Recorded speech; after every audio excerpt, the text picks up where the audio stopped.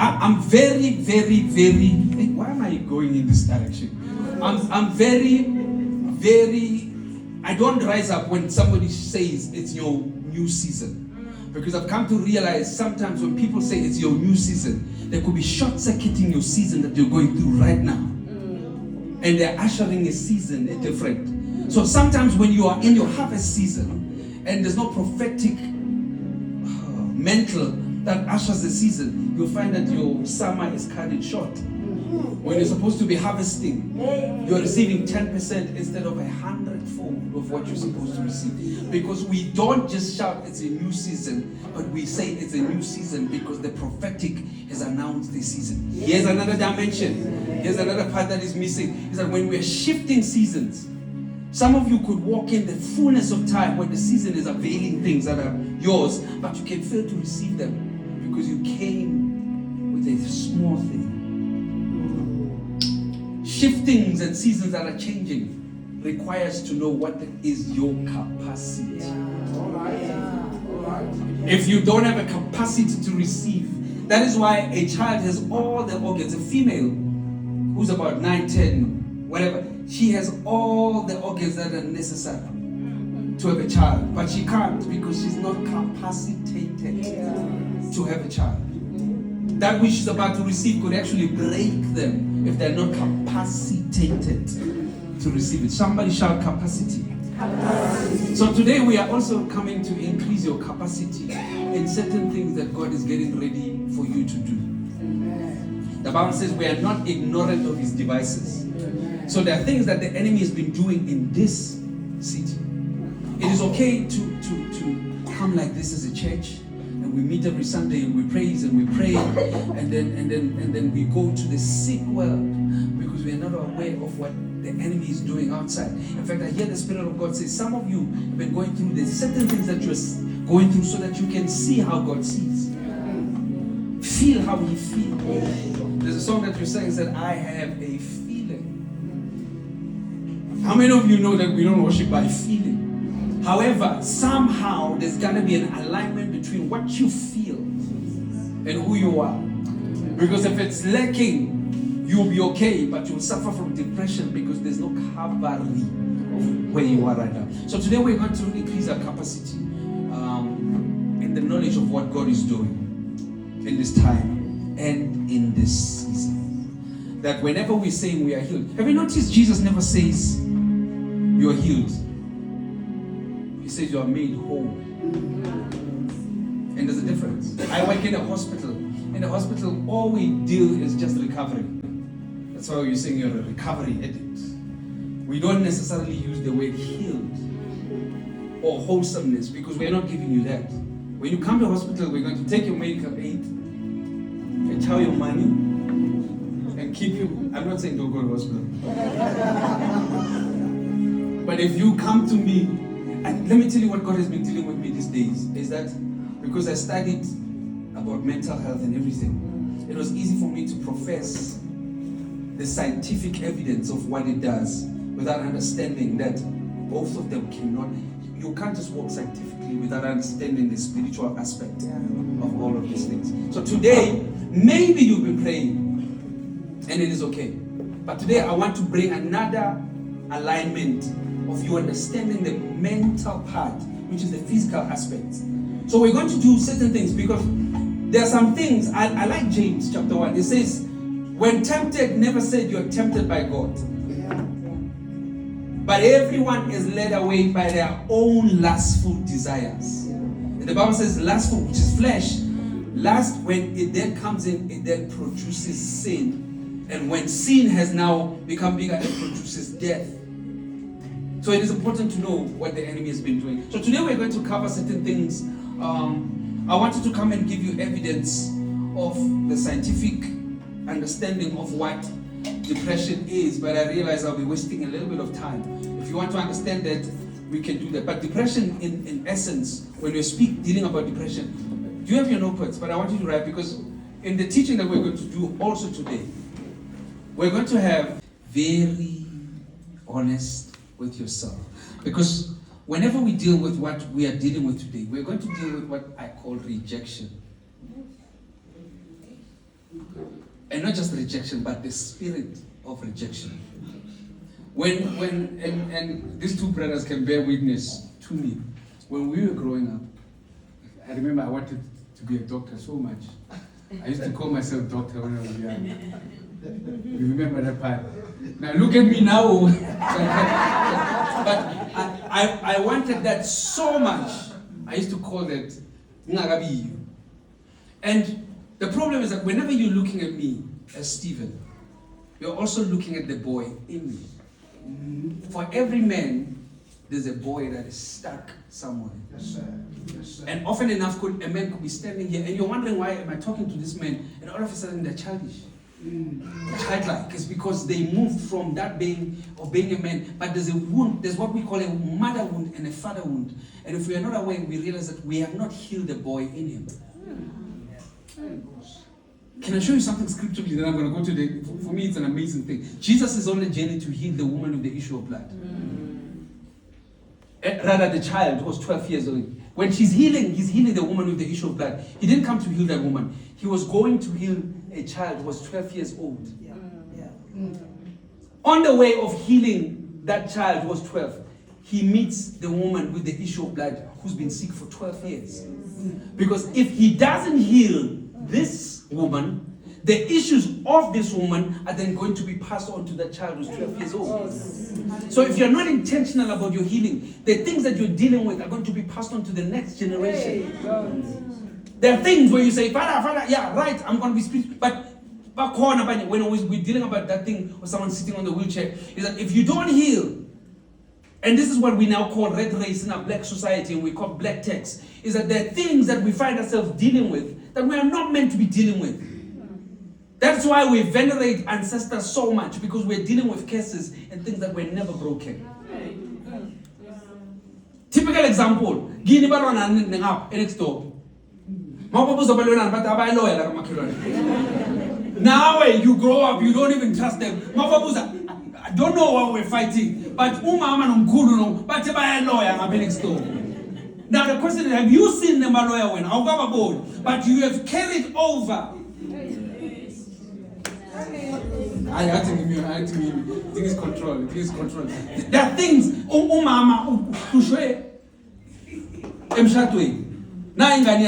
Instead of passing on greatness, I'm so happy for you. Tell your neighbor, say, be intentional about your healing. Tell them again, be intentional about your healing. Now notice, you can't heal what you don't know. You can't heal ignorantly. You need to know what you're healing. So here's the first diagnostic question. Do you anticipate or expect a negative response from others? Do you anticipate or expect a negative response from others? And I'm going to go to those questions and try to break them as we go, as the Spirit leads me. The second one says, when questioned, are you done with the first one? When questioned, do you become agitated? What was the question one? Until it's like 5 already. How they answer.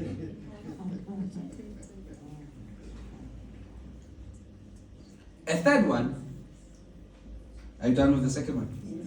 A third one says, do you need to be considered an expert in almost everything? Do you need to be considered an expert in almost everything? The fourth one is, you're going to chances are with this one. E.T., are you known for being argumentative? Are you known for being argumentative? I know. From the things that we know, we pray, but we need deliverance. Tell your neighbors that we all need deliverance. Here's the last one for today. In fact, maybe I can coin the last one as well. 2 last ones. It says, Do you expect to be overloaded? Do you expect to be overloaded?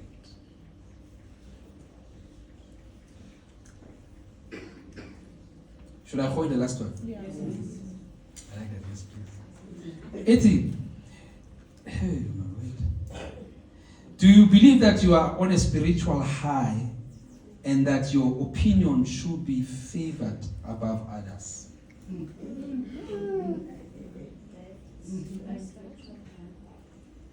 Repeat the foot. Do you believe that you are on a spiritual high?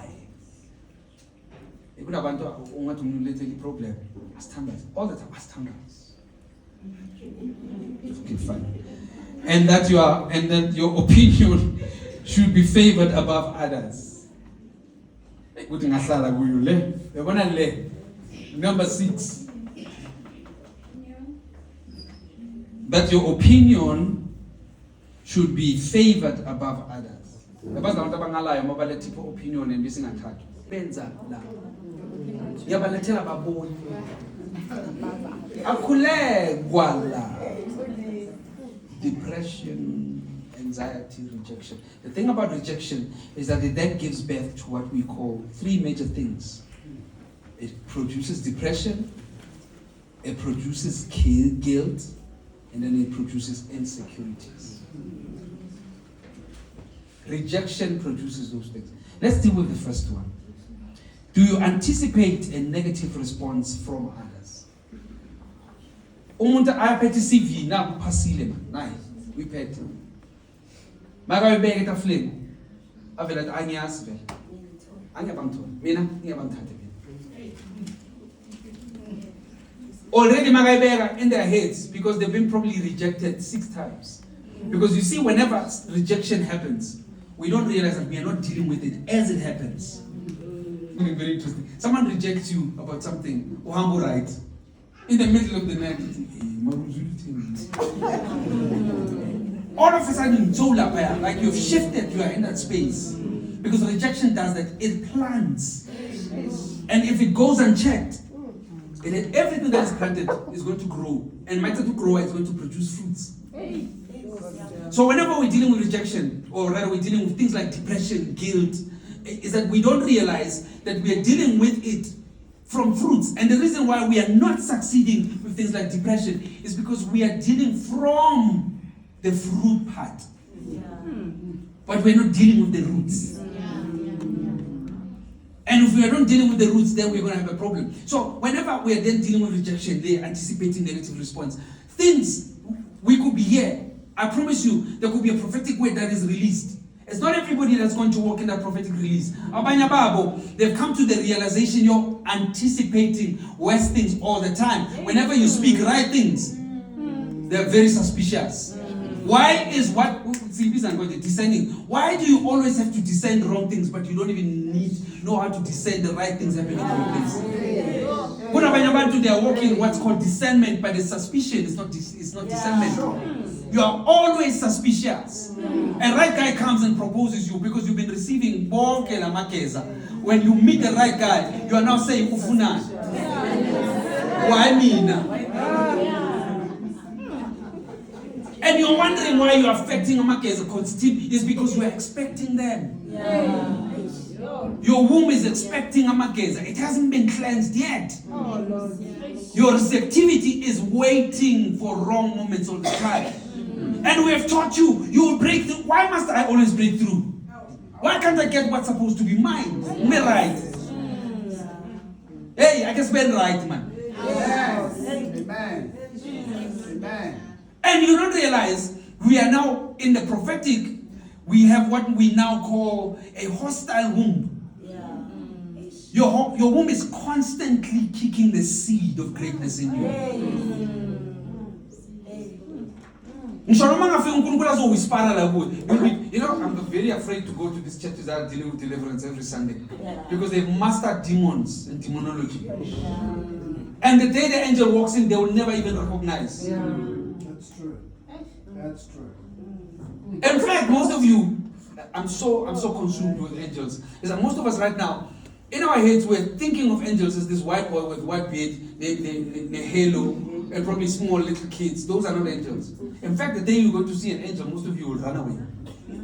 Go read the book of Ezekiel. Angels are scary. Depending on what God wants them to deal with at that time. So if you study and I reject good angels, because rejection is not just personal. It could be in a church. Oh my word, should I say this? You could be in a moment as a church when you're being rejected by all the ministries around, and when God is about to deliver something to you, you could reject it. You could reject a season as a church.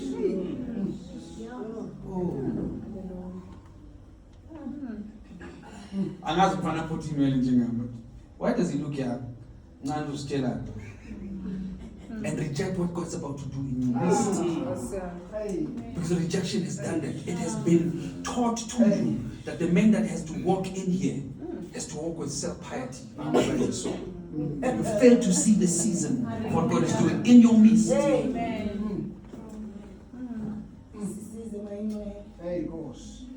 Do you expect a negative response do you expect to be rejected? When did you get accustomed to being rejected all the time? When did it become okay for you to be rejected? In fact, let me take it further. When did it get to the level that everyone around you is okay but not you? When did you settle to not being okay?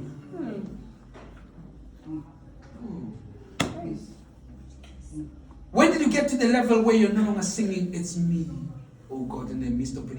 In fact, you're good in praying. You see, one of the worst things that happens with healers is that healers suffer the most. I don't know who I'm talking to today. Most of healers, you are good in healing other people. But when you're constantly good in seeing people walk away with answered prayers, but not you. And I've come to realize that the danger about healers is that we get to the level where we believe in God, but we don't believe God.